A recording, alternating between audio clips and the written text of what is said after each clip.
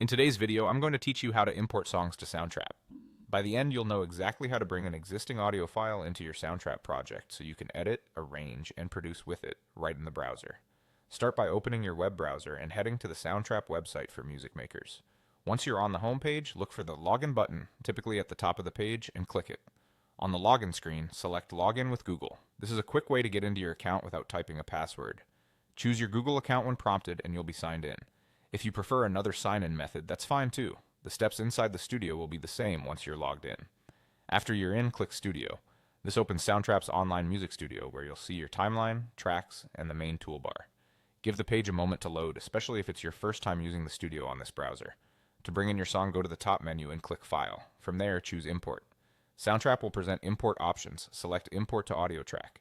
This tells Soundtrap you're adding a standard audio file that it should place on an audio track rather than, for example, using it as a loop or instrument sound.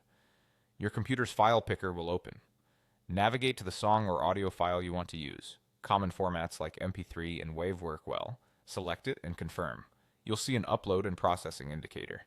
As soon as it finishes, Soundtrap creates or populates an audio track with your file, displaying a waveform on the timeline. Press play to preview.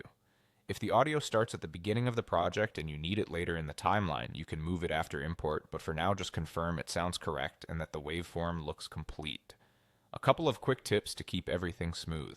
Use audio files you have the rights to, especially if you plan to share or publish your project. Higher quality sources like WAV generally edit more cleanly than heavily compressed files. If an import takes longer than expected, give it time. Large files and slower connections can extend processing. If you ever see an error, double check the file format and try re-importing after refreshing the studio. That's it. Your song is now in Soundtrap and ready for editing, arranging, and mixing. Thanks for watching and enjoy creating with your newly imported audio.